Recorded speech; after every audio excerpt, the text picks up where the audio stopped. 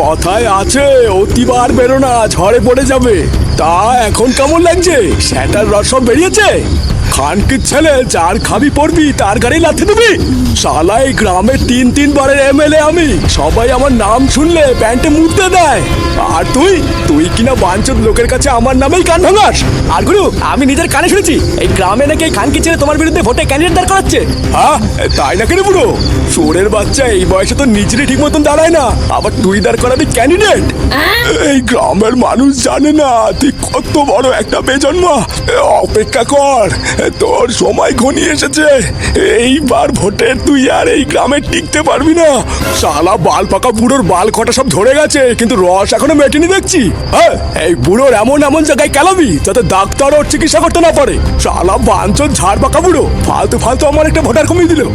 মার বালটাকে।